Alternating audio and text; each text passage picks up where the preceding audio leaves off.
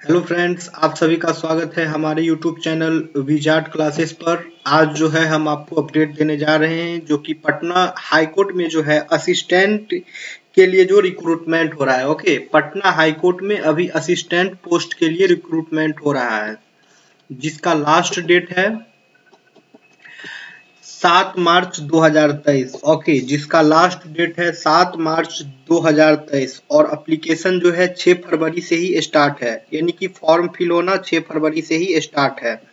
ठीक है, तो जनरल ओबीसी और ईडब्ल्यूएस कैटेगरी के जो फॉर्म भरेंगे उनका फॉर्म फिल करने का चार्जेस जो है 1200 है, यानी कि 1200 रुपया है। SC ST के लिए 600 है, मतलब 600 बोले तो 600 है, यानी कि 600 है। और ये पेमेंट आप ऑनलाइन ही पेड कर सकते हैं। एग्जाम डेट जो है आपका 30 अप्रैल को हो जाएगा एग्जाम। ठीक है, तो मिनिमम एज जो है इसका 18 साल और मैक्सिमम एज जो है 37 year for male and 40 years for female. Total जो है पोस्ट 550 है। इसका एलिजिबिलिटी है कि बैचलर डिग्री आपका किसी भी स्ट्रीम से होना चाहिए विथ डिप्लोमा या certificate course in computer application minimum 6 months course, और साथ में डिप्लोमा या फिर कंप्यूटर कोर्स का कोई सर्टिफिकेट होना चाहिए कम से कम 6 मंथ का, यानी कम से कम 6 महीने का। ठीक है, तो ये पोस्ट देख लीजिए, कैटेगरी वाइज पोस्ट यहाँ पे दिया हुआ है। और Patna high court assistant vacancy exam district जो रहेगा उसका डिटेल्स देख लीजिए। आपका एग्जाम डिस्ट्रिक्ट कौन कौन से डिस्ट्रिक्ट में रहेगा, तो Patna, Bhojpur, अटारा, Nalanda, Bihar Sharif, Gaya, Aurangabad, Jehanabad, Nawada, Bhagalpur, Muzaffarpur, Vaishali at Hajipur, East Champaran at Motihari, Darbhanga, Begusarai, Saran at Chhapra, Purnia, ये सब जगह पे जो है आपका एग्जामिनेशन सेंटर रहेगा। ठीक है, तो ये सारा जो है आप यहाँ पे देख लीजिए क्या सब लगेगा डॉक्यूमेंट्स। नोटिफिकेशन डाउनलोड करके भी आप लोग पढ़ सकते हैं, हमने नोटिफिकेशन डाउनलोड कर रखा है। तो चलिए आपको ले चलते हैं नोटिफिकेशन पे, तो पढ़ते हैं डिटेल में। लास्ट मतलब date of commencement of submission of online application 6 फरवरी से स्टार्ट है। Last date for submission of online application 7 मार्च है। Last date for making online fee payment 9 मार्च है। और प्रीलिम्स का जो एग्जाम है ये 30 अप्रैल को टेंटेटिव डेट है कि 30 अप्रैल को हो जाएगा। ठीक है, online applications are invited from eligible candidates for appointment to 550 vacant post of assistant group B post in level 7। Okay, ये सैलरी पे स्केल है 44,900 टू 1,42,400। ठीक है, ये सब सैलरी के बारे में दिया है, देख लीजिए। ये सीट के बारे में दिया हुआ है। ठीक है फ्रेंड्स, एलिजिबिलिटी क्राइटेरिया देख लीजिए, यहाँ पे दिया हुआ है। नेशनलिटी के बारे में है, आप लोग पढ़ लीजिएगा डाउनलोड करके इसे। फिर मैरिजियल स्टेटस है यहाँ पे, अब फिजिकल फिटनेस आप यहाँ पे देख सकते हैं। ठीक है, no person shall be recruited unless he या she is in good mental and physical health and free from any physical defect likely to interfere with the efficient performance on his या हर ऑफिशियल ड्यूटीज। ये सब है, आप लोग पढ़ लीजिएगा ये सब। एज लिमिट देख लीजिए आप, मिनिमम जो है 37 ईयर होना चाहिए मेल के लिए, चाहे जनरल कैटेगरी हो या फिर ईडब्ल्यूएस का। तो इसी तरह सारे कैटेगरी के एज के बारे में दिया है, आप लोग यहाँ से देख लें।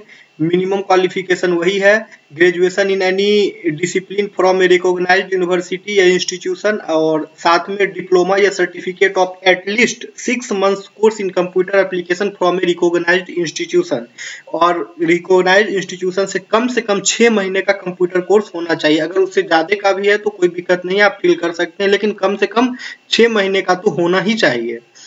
तो यही था पूरा का पूरा, और आगे देख लेते हैं। मोड ऑफ सिलेक्शन जो है प्रीलिम्स एग्जाम होगा, फिर प्रीलिम्स एग्जाम होगा जो कि multiple choice question based objective रहेगा, फिर रिटन होगा यानी कि जो डिस्क्रिप्टिव रहेगा, कंप्यूटर प्रोफिशिएंसी टेस्ट होगा, और साथ में इंटरव्यू होगा। The minimum qualifying standard shall be 40% marks in preliminary test, मतलब प्रीलिमिनरी टेस्ट में 40% मार्क्स आना चाहिए, फिर रिटन टेस्ट में 40% मार्क्स आना चाहिए, और इंटरव्यू में कम से कम 30% आना चाहिए। ठीक है, the syllabus and scheme of examination is enclosed at annexure 1। तो देख लीजिए एनेक्सर 1 में कहा क्या दिया हुआ है। हाँ, फॉर्म फी वही 1200 रुपया लगेगा, ठीक है। अनरिजर्व्ड बीसी या ईबीसी या ईडब्ल्यूएस कैंडिडेट को, एससी एसटी ओएच कैंडिडेट का 600 रुपया, ठीक है। सेंटर ऑफ एग्जामिनेशन तो वहाँ दिया हुआ था, यहाँ देख लीजिए। A candidate must indicate name of the cities in the online application form in which he or she desires to take the examination. Details about the cities in which examination center are to be allocated is enclosed at Annex 2 में दिया हुआ है examination city के बारे में।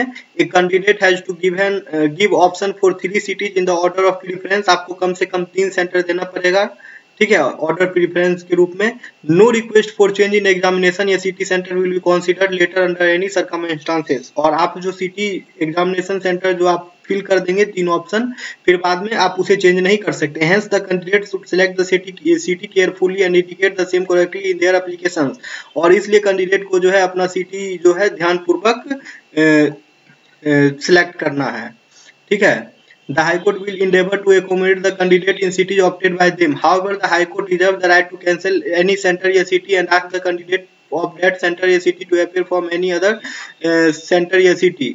ठीक है। High court also reserve the right to divert candidate of any centre या सिटी टू अदर सेंटर या सिटी इन एडमिनिस्ट्रेटिव एक्सीजेंसी।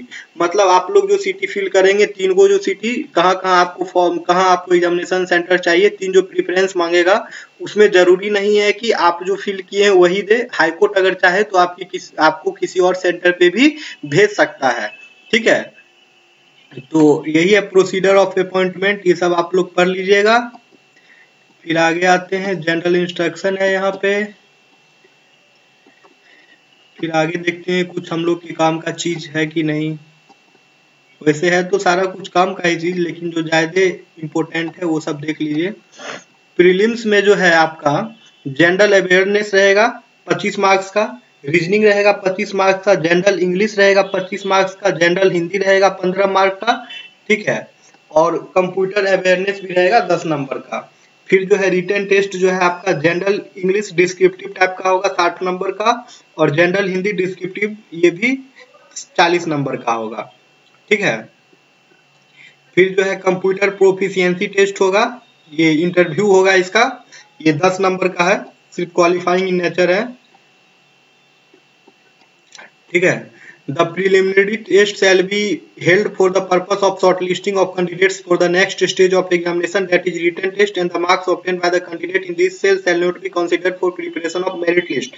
मतलब आप जो प्री एग्जाम क्वालिफाई करेंगे वो जो है आपको रिटन में शॉर्टलिस्ट करने के लिए होगा, ठीक है। ये इसका मार्क्स नहीं जुटेगा फाइनल में, ठीक है, ठीक है। फाइनल मेरिट लिस्ट में इसका मार्क्स नहीं जुटेगा।